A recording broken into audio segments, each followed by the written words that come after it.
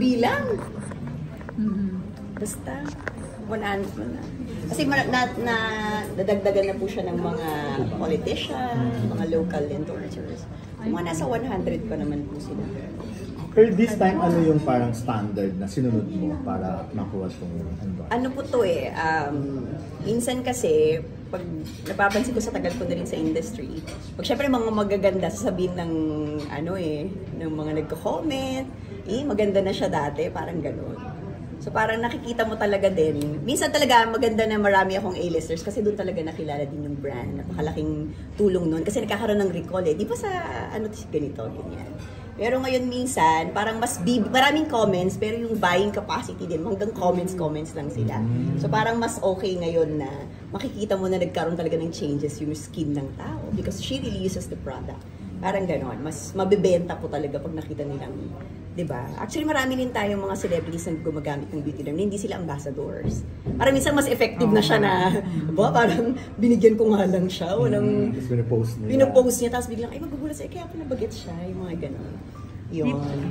Ito, paano cruise yung landas mo?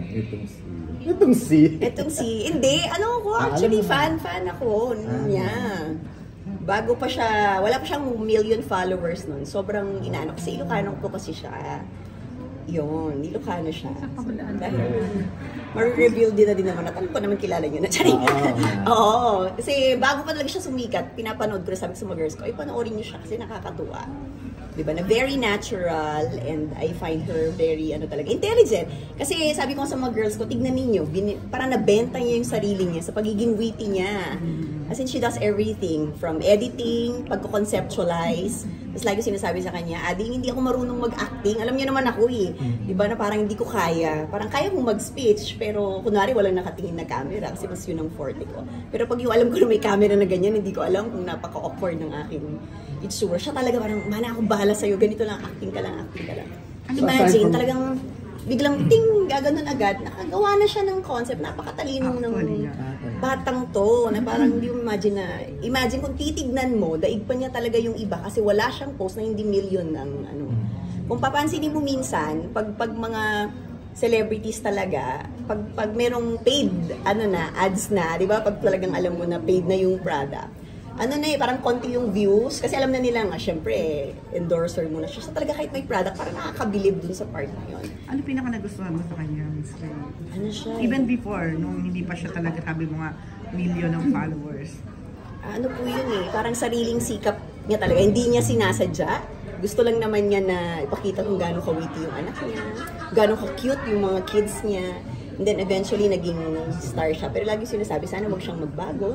Kasi pa-start pa lang po ito talaga sa kanya. Ang dami ng malaking kumpanya na kumukuha talaga sa kanya Bukod sa panahon nila ka, anong cover din namin intern? Nakita mo parang pareho ka? Ano pa ba? Pagiging makulit, ganun po. Saka parang kahapon, sa totoo lang, parang panay rush ko lahat ng to. Kahapon lang siya nag-pictorial.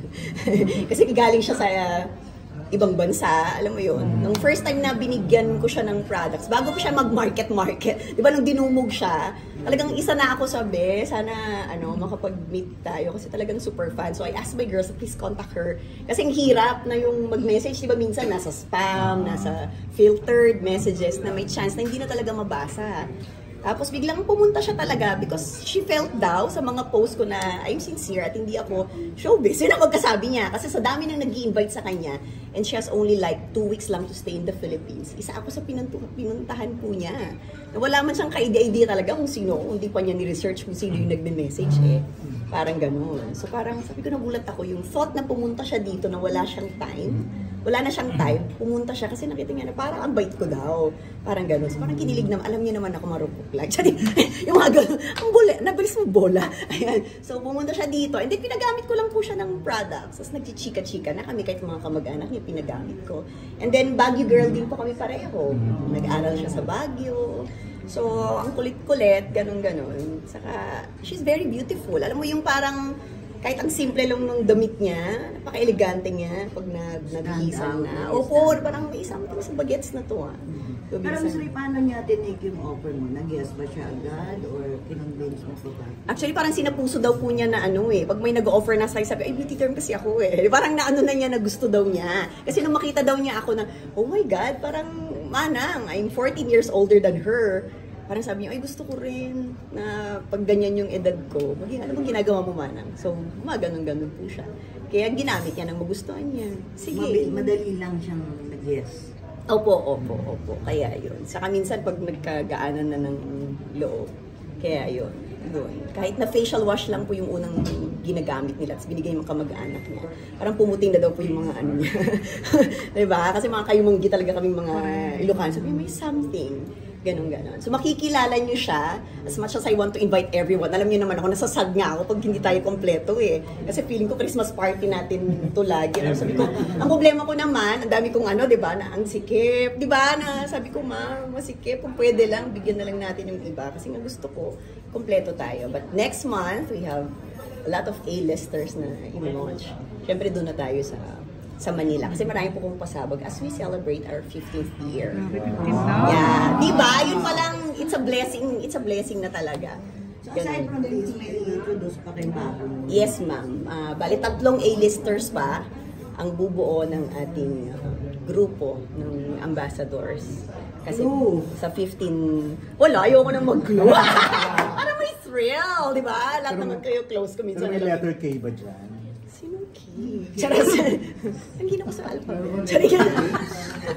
Lutang pa literal na walang pahinga Kasi nag-edit pa kami kagabi. Wala talaga. Just to And today we'll have a big announcement also. May contract signing din tayo.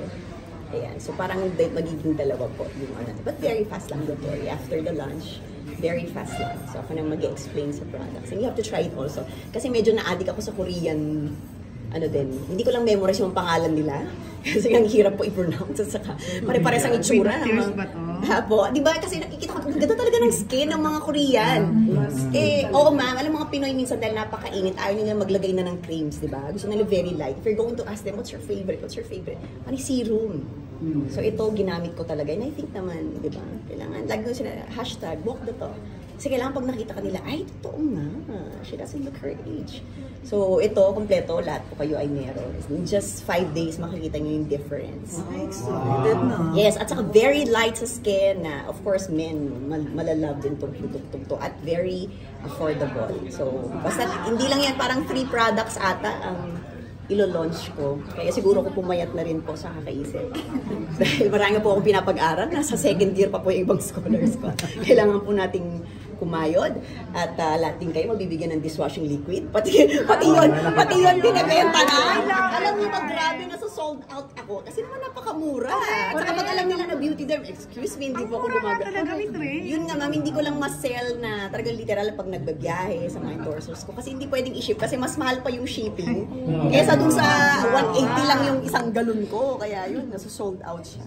So, bibigyan ko po kayo dahil para makita niyo yung quality natin na kahit dishwashing liquid ay hindi tinipid. Di po ba? Ganon. Let's just have fun later. Yan. Oo. Saka meron din isang celebrity din na darating mamaya to welcome our ambassador. Hindi naman to si Gabby Concepcion? Kasi parang busy ata si Kuya ngayon. Ay, parang mali pala.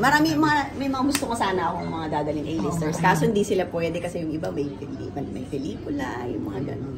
But syempre, isang ambassador din ko na kilalang kilala din na mag-hi sa inyong lahat. Yun. Simple lang po today. Simple lang yun. Simple lang. Although alam na namin itong sino.